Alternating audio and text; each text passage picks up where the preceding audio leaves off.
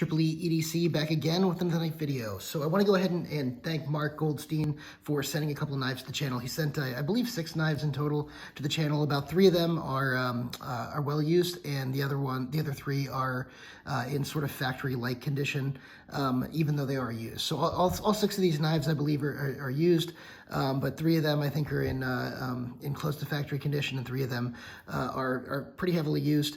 So I'm going to go ahead and do the 3 that are more heavily used here separately, only because, in fairness to the manufacturers, I want to make sure that I give a proper review to the knives. I do want to go ahead and thank Mark for sending these, and regardless of any condition the knives are sent in, I'm always going to be appreciative, and it gives us a chance to take a look at knives that honestly a lot of times you don't find videos about online. So it's good to go ahead and check these out. So this one right here is Watchman Knives Eddie. It's the Eddie 2, I believe. So there's a couple different models by this brand, and it doesn't say exactly what the handle materials are on them, although it looks like it could be micarta. As you can see, the texturing, not just the rock texturing, but the texturing here. Although it's very difficult to tell the difference between the finish on this and what G10 would be. So it honestly feels a little bit like it could be either, although I believe it's micarta. But the steel on this is ADCRV2. As you can see, it is well used, and there's the maker's mark there.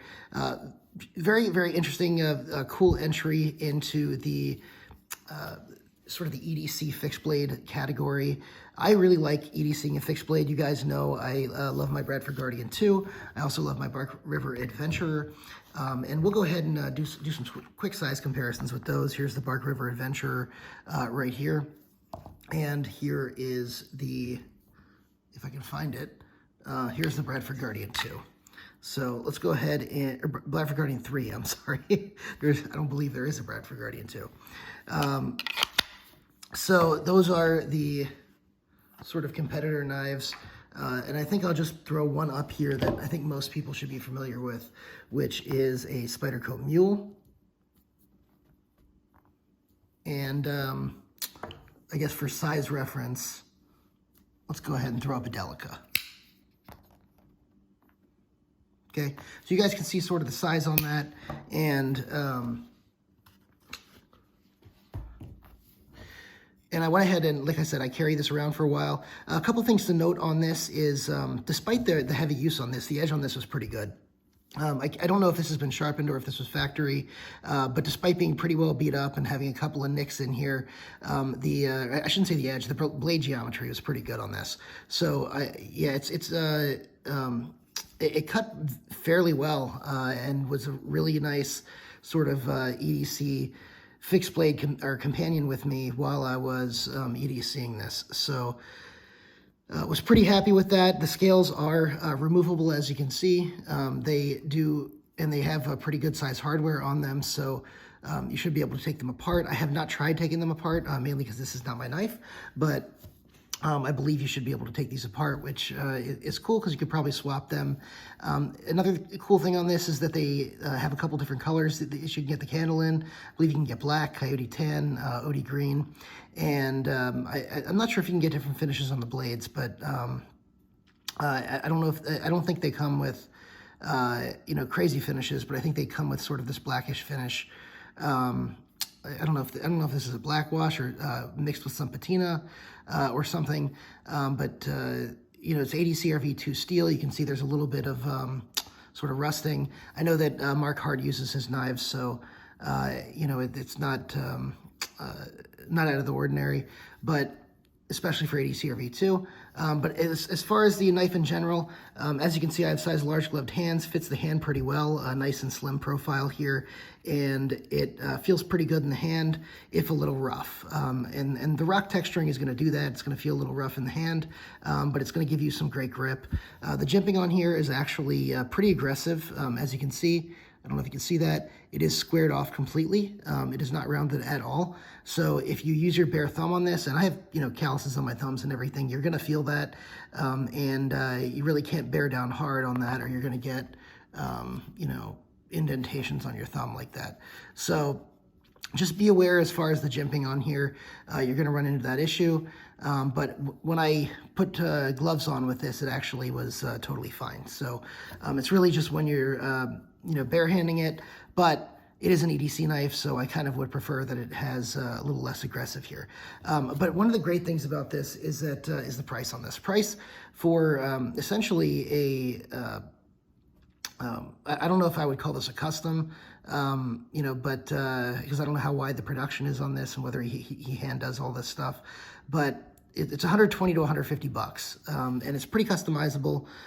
Considering you can get texturing or no texturing, you can get 3 different handle options on it, and you can get a couple different setups on the sheath. So I think that's pretty cool. The one other thing I will note is the sheath, while being actually pretty nice overall, does have sort of a retention issue here. I think that's because the sheath over here where it's formed isn't quite tight enough. I don't know if that's an issue that's been fixed or addressed, but it is an issue. As you can see, sort of this the retention is a little bit of an issue. I kind of had to worry as I was carrying it whether I would knock it and knock it loose. So that's never a good thing, but hopefully that issue is one that's being fixed. And you can get these with or without these loops on the sheath. They charge a little extra for the loops. Anyway, that's this one. Let me go ahead and bring in the next knife, which is the, here we go, the Viper Knives Barris 2. So this is a, kind of an interesting knife because you have sort of that Wharncliffe shape here. It is, a similar size here to the Watchman Knives Eddy 2 as far as the blade and everything, but the handle, as you can see, is much shorter. And you can see it's sort of the same thing with the Bradford Guardian here, right? The handle, the blade is, it's a little bit shorter, but the handle is, where is that? Here we go. Sorry, the handle's about the same here, but you sort of get that extra choil and that extra blade length on here. So it's sort of a short, stubby handle. Kind of an interesting handle on this one. This one again comes in a couple different configurations. I believe there's a carbon fiber one. This is I think the natural micarta. I think it has an OD green one. There is a massive loop here on this, and you could run pretty much any paracord you want through this. I don't know exactly why this loop is so big, but I think that running some paracord off this might be good, a little bit for the grip, because in my large glove size hands, you're going to get, basically a 3.5 finger grip on this, which actually works on this knife, but I would like sort of the extra cord hanging off to, for a little bit more security. There's jimping up here on the spine, as you can see, and it is a full flat grind here, sort of sheep's foot Wharncliffe style blade, and it really does work very well as a Wharncliffe overall. It really does a great job on pretty much most EDC tasks that you could think of, but it is very, very stubby. So just be aware that when you get this, you're getting something pretty stubby. The other thing on here is this is an M390 steel, as you can see, and M390 obviously is going to be a great balance of different qualities. You're getting actually pretty good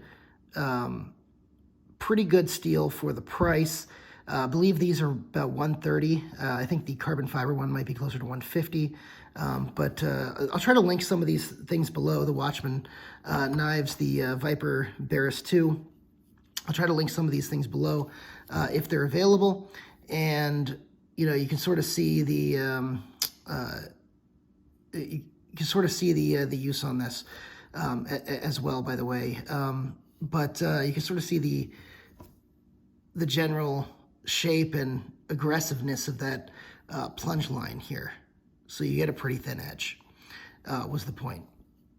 So again, these are flat scales, but really nice texture on that canvas micarta.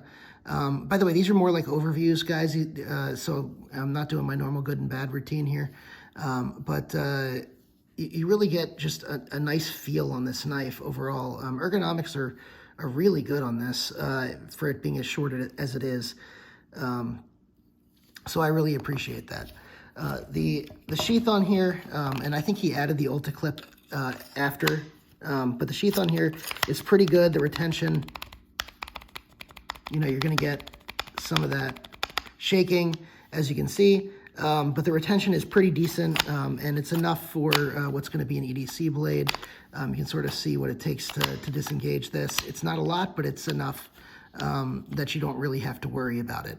I think the way it's put together, you could probably put some downward pressure with some screws here, and maybe that would be a little tighter. I'm not exactly sure, and you would need Chicago screws to make that happen, by the way. All right, so those are that's really what you're looking at here on this blade. And I just want to sort of show you one competitive option here. Obviously, we looked at the Adventure, but really I think the better competitor here is going to be that Bradford Guardian. I realize the Bradford Guardian 3 is a bigger knife, so if you're looking for something shorter, then you're probably going to want something like this Barris. But if you're going to want something, you know, that is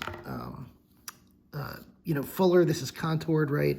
They do make flat versions of these scales for a cheaper price, but you can get fully contoured for a little more here. This is M390 as well. There are N690 and Nitro V versions. I believe there's also AEBL versions of the Bradford Guardian, possibly a couple others. And those are going to be adequate for most everyday carry. Not quite as good as M390, but those are going to be more than adequate for everyday carry for a lot of people. DLT also has crewwear versions of this, so I believe those are DLT exclusives. Again, I'll try to link everything below. But I just want you guys to be aware that for a little bit more than what you'd spend on this, you can get the Bradford Guardian, and it gives you a full 4-finger grip on here, contoured, and I know the Wharncliffe isn't one that's readily available if you want that Wharncliffe blade shape. But they have plenty of different blade shapes that are available, and if you can find one with the Wharncliffe, then even better. I also am a big fan of the full flat grind drop point version. So, you know, just a little bit of a background on that. All right, so let's go ahead and put this one away. And if you were asking me which I would prefer, whether I'd prefer the, whether I'd prefer the Barris or the Bradford Guardian, I would prefer the Bradford Guardian. I think it's worth the extra money. But the Barris is a very, very cool knife. You know, it's like something different, right? Something some people will talk about, or not some people, something many people will talk about and notice. Last knife on here is going to be the Andy Alms spike knife. So this is a railroad spike. You're getting a pretty decent sheath here with the knife. A little bit of sort of you know, leather work on the sheath here. Does detail work, stamping, which is kind of cool. This again is well loved. I don't know what kind of steel this is exactly. I don't know. This may be 80 CRV2, maybe something else. But it is, you can see the maker's stamp there. And you can see the railroad spike here. So I will say this is surprisingly good. It really is surprisingly good. I did not think that I would like this as much as I did because of the fact that it basically is a railroad spike, right? But apparently Andy Alms has been doing this a while, and the heat treat on this, you know, I was told by Mark, is really good. I beat on this blade a decent amount, and it really stood up to pretty much everything I threw at it. It's a full flat grind, and really withstood, even despite the fact, you know, the edge was already a little bit beat up, but it still was cutting, you know, cutting strong, and I beat it up some more, still cutting strong, you know, so pretty impressive stuff on that. Also, the ergonomics on this knife, I thought were going to be absolutely horrid. And frankly, you know, you can you can bear down quite a bit on here. Now, this right here, this back portion of it is way thicker than the front portion. So you do feel that in your hand, but the ergonomics are not bad on this. And if you wanted to carry something like this, it would kind of, you know, it's definitely a conversation piece, and it would definitely stand up to whatever you throw at it. I have no qualms about that. However, because of the fact that this is a railroad spike, because of the fact that this is so thick back here, I mean, check out how thick this is back here. This is really butt heavy, really, really butt heavy. Although, you know, that's the one thing I didn't test, is I didn't try to smash anything with it. But you really could smash a whole bunch of stuff with this if you wanted to. But it really is butt heavy on here. And you do feel that when you're holding it. You also feel this on your hip because it's quite heavy. It is quite thick. It's a bunch of steel. It is quite heavy. And by the way, I know there's a bunch of rust, patina, whatever you want to call it on here.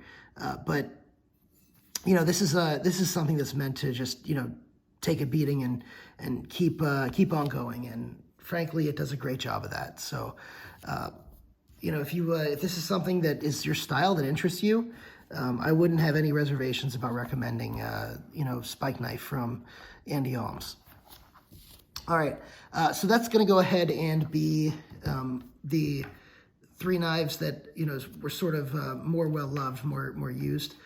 So I'm going to show you a couple of the other knives. He has a Northwoods knife that I think it's the Iron River. I don't have that with me right now. But I do have this. I was told this is a Bushcrafter prototype. Now, I don't know whether this is actually a Bushcrafter or not. It looks like it is a Bushcrafter based on the blade, right? Bark River Bushcrafter. So, but the handle is different, as you can see. You have sort of the finger groove there. It's a little bit different of a handle. The back end is different.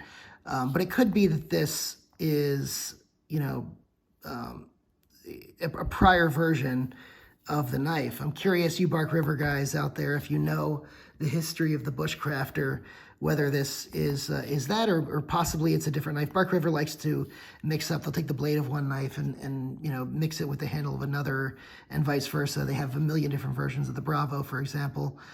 So I wouldn't be surprised if this is sort of a mishmash of 2 different ideas as well. But it is really, really comfortable, and, you know, has really nice Bark River finishing on the micarta and everything else, as you would expect from Bark River. And the last thing that I'll show here is the Micro Canadian. This thing is absolutely tiny.